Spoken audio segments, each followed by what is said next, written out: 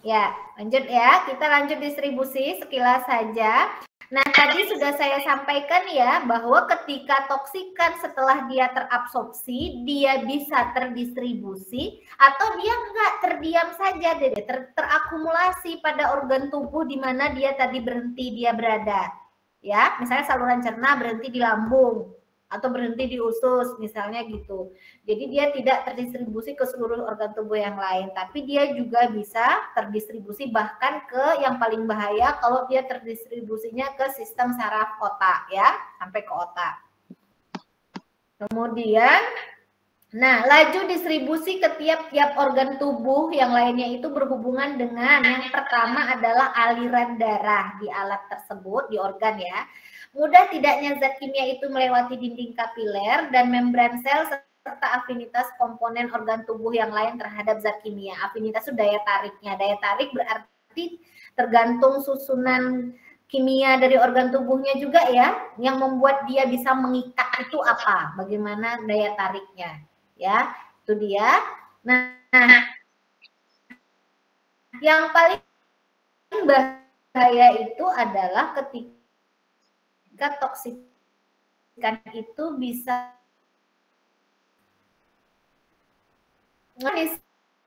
melalui pengikatan protein, itu perlu digarisbawahi ya, tapi melalui daya larutnya di dalam lipid dan juga daya larutnya di dalam plasma darah. Ingat ya, jadi yang bahaya sekali itu kalau dia larut di dalam lipid dan dia juga larut di dalam plasma darah, maka dia akan bisa terdistribusi sampai ke otak, dan ini bahaya fatal ya. Yang pertama itu satu. Kemudian yang kedua, kita kasih contoh dulu terkait kelarutan ya. Ada dua toksikan di lingkungan yang sangat berbahaya yang sering kita dengar, yaitu merkuri organik dan merkuri anorganik. Biasanya tuh dulu saya pernah ada mahasiswa yang nanya, Bu, merkuri anorganik itu enggak bahaya, yang bahaya itu merkuri organik, kata mahasiswa itu demikian ya, sebelum mendapatkan mata kuliah toksikologi. Nah, kita lihat metil merkuri itu kan senyawa organik yang kebanyakannya nonpolar, maka dia akan mudah larut dalam lipid. Mudah larut dalam lipid, dan dia akhirnya nanti akan mudah memasuki otak. Ya. Dan toksisitas utamanya untuk metil merkuri ini adalah sistem saraf pusat otak. Sementara kalau senyawa merkuri organik, dia memang nggak mudah larut di dalam lipid, sehingga dia tidak mudah memasuki otak, menembus melalui plasma darah juga. Sehingga toksisitas utamanya memang bukan di otak, tapi di ginjal, karena air seni sangat mudah sekali melarutkan merkuri anorganik. Jadi memang pernyataan mahasiswa tadi saya sampaikan, kalau ditanya tidak berbahaya karena dia tidak bisa sampai terdistribusi ke otak, tapi dia mempengaruhi organ tubuh vital lainnya, sehingga juga bisa memberikan efek yang berat, yang besar. Ya, tapi mungkin efeknya tidak efek langsung, tapi mungkinnya efek tertunda ya, efek jangka panjang. Lebih panjang lah dibandingkan kalau sudah langsung menyerang sistem saraf pusat. Tuh ya. Kemudian yang kedua itu bergantung kepada, jadi proses distribusi ini yang pertama bergantung kepada daya larut lipidnya, kemudian yang kedua itu bergantung kepada proses pengikatan dan penyimpanan. Ya, jadi setiap organ tubuh yang dilewatinya. Nah, ikatan toksikan dengan organ tubuh itu macam-macam. Ada yang ikatan kovalen, ada yang ikatan non-kovalen. Kalau kovalen irreversibel karena ikatannya kuat, jadi nggak mudah lepas. Sementara ikatan non-kovalen ini dia reversibel. Yang bahaya itu kalau ikatannya membentuk ikatan kovalen dengan toksikan, maka dia akan terakumulasi, tersimpan di dalam organ tertentu itu. Ya, apa saja organ-organ tertentu yang bisa menjadi simpanan menjadi yang bisa mengikat atau menyimpan toksikan protein plasma, hati dan ginjal, jaringan lemak, tulang. Ini adalah beberapa organ yang mudah sekali bisa melakukan pengikatan dengan berbagai macam toksikan dengan menggunakan ikatan kovalen. Nah, artinya ini kalau ini kita butuh lah ya, ini kita butuh tulang, kita butuh. Tapi kalau jaringan lemak, kalau terlalu banyak lemak, kalau berat badannya berat karena lemak bukan karena otot, nah itu sebaiknya memang kita diet waspada. Karena berarti kita menambah ruang-ruang penyimpanan toksikan. Udah gendut, saya nggak ngomongin yang gendut ya, karena saya juga gendut, saya juga termasuk gendut. Udah berat badannya berlebih, bukan berat badan berlebih, udah banyak lemaknya, itulah lebih tepatnya ya, udah banyak lemaknya, ngerokok pula misalnya. Nah itu yang bahaya ya. Jadi kalau kita punya berat badan karena lemak yang berlebih, itu sebaiknya memang harus hati-hati. Kalau bisa memang harus diet. Saya itu kalau udah 51 beratnya, saya diet. Nanti kalau udah turun, baru boleh makan agak nyaman. Terus nanti kalau nyampe 51 lagi, saya diet. Jadi batas saya itu harus 51 itu. Kalau enggak, saya susah. Sering sakit gitu. Jadi sering sakit kalau berat badannya berlebih. Berlebihnya saya itu di 51 itu. Oke, jadi kalau hati dan ginjal ini dia akan mudah mengikat berbagai logam berat, itu bahayanya hati dan ginjal.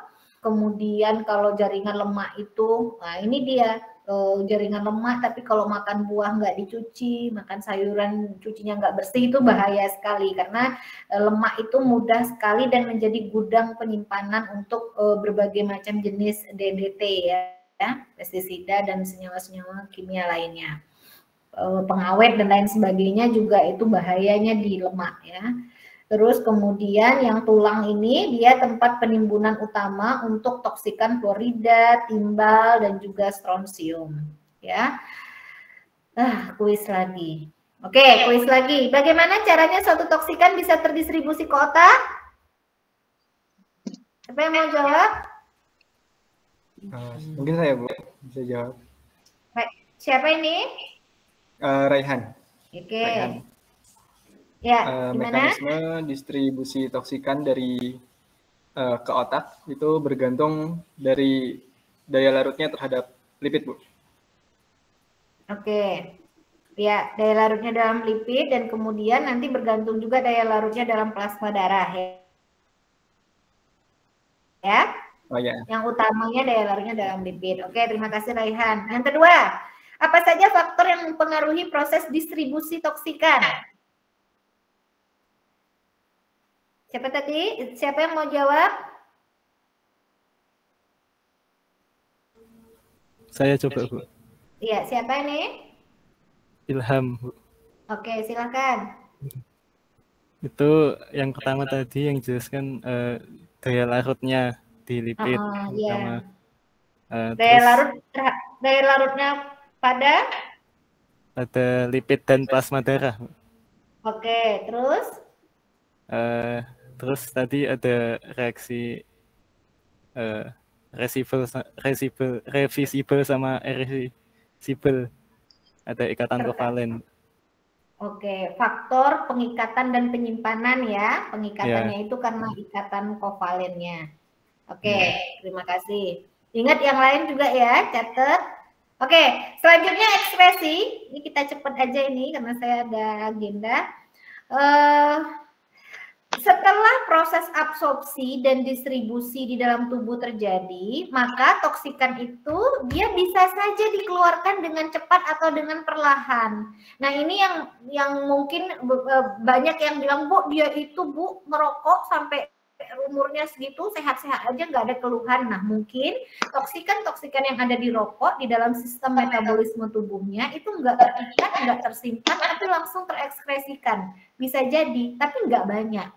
Paling 1 di antara 100 orang ya. Yang lainnya keluhan semua, yang lainnya terikat, menimbulkan masalah di dalam tubuh, menimbulkan efek. Nah, jadi kalau kita kemasukan toksikan, tapi toksikannya bisa terekspresikan baik secara cepat ataupun secara perlahan, nggak masalah, asal lajunya sesuai ya, toksikannya nggak sengaja masuknya. Jangan yang sengaja, kalau merokok kan sengaja tiap hari, terakumulasi, belum tentu terekspresikan semua dengan cepat. Kalau dengan perlahan tentu suatu saat nanti akan menimbulkan efek. Ya, alur utama ekskresi adalah urin, tapi hati dan paru-paru juga merupakan alat ekskresi penting untuk zat kimia tertentu. Yang utamanya di urin, tapi di hati dan paru-paru juga bisa ya. Nah, toksikan itu nanti diekspresikan dalam bentuk asal sebagai metabolit atau juga bisa sebagai konjugat. Jadi bisa juga dalam bentuk asal atau dalam bentuk metabolit atau sebagai konjugatnya. Nah,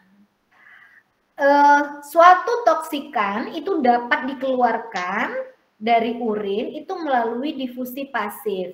Jadi proses kelarutan juga, kalau urinnya bersifat asam, proses ini nanti akan berperan dalam ekskresi basa organik. Jadi dalam proses difusi pasif tidak butuh energi besar juga ya. Sebaliknya, asam organik itu tidak mungkin dikeluarkan dengan cara difusi pasif lewat sel tubulus, namun asam lemah sering mengalami metabolisme dulu menjadi asam yang lebih kuat, sehingga persentase bentuk ion yang tidak diserap lewat sel tubulus meningkat untuk kemudian dia diekskresikan. Tuh ya. Kemudian,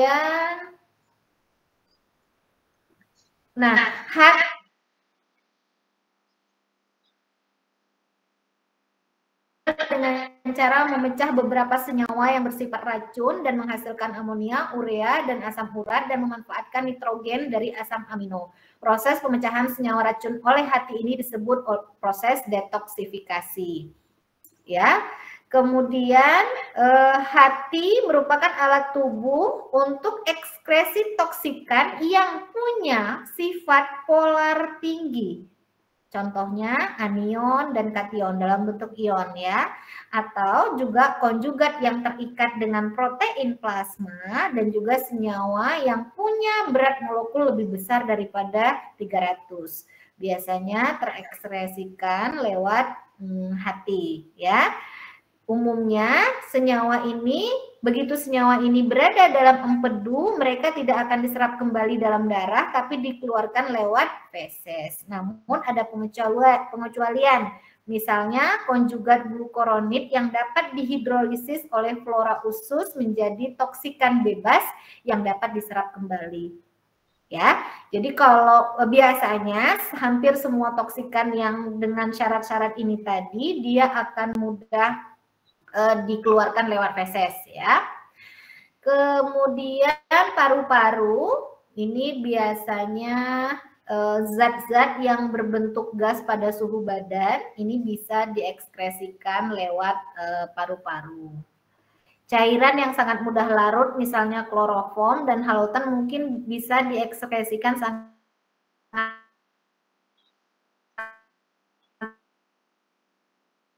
volume bisa menahan.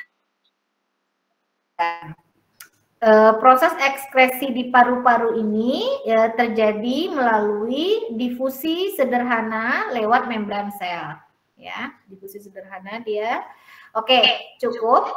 Yang ketiga, ekspresi itu belum saya buat pertanyaannya karena pertanyaannya nanti akan dibuat oleh Anda. Nanti tolong setiap orang membuat satu pertanyaan. Satu pertanyaannya itu tolong sebentar, ini saya sudah menutup ya. Oke, satu pertanyaan yang Anda buat tolong ditulis di kolom komentar laman daring bagian akhirnya ya. Setelah menjelaskan kesimpulan apa tadi yang didapat pada hari ini, ilmunya yang didapat dibandingkan minggu lalu baca sendiri, apa tambahannya, misalnya yang lebih Anda pahami, intinya lah yang dapat Anda tarik kesimpulannya apa. Kemudian di akhirnya berikan satu pertanyaan terkait materi hari ini. Pertanyaan aja, saya nggak minta jawaban. Bisa? Bisa, Bu. Oke, baik. Ada pertanyaan? Pertanyaan yang kita tuliskan itu tentang materi hari ini atau bagaimana? Ya, tentang materi hari ini saja. Oh ya, Pak. Oke, pertanyaan saja nggak perlu jawaban ya. Ya. Tapi kalau mau nulis boleh, tapi nggak perlu lah, nggak usah. Biar nanti temennya mikir yang lainnya. Gitu ya? Baik. Bisa? Bisa. Baik, ini saya udah dijemput juga ini. Baik, terima kasih atas kehadirannya pada hari ini. Mudah-mudahan materinya bisa diserap, diringkas dengan baik, nggak usah dipikir terlalu dalam, tapi setidaknya Anda bisa mengambil kesimpulan saja ya, karena kita nggak juga bahasnya yang terlalu dalam. Kita terima kasih atas perhatiannya. Jangan lupa presensi bila Mandari. Ingat.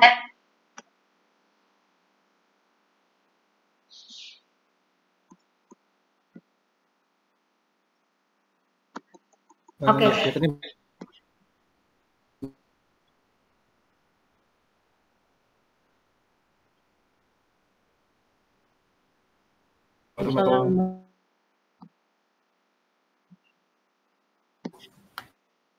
Iya, sama-sama saya. Waalaikumsalam.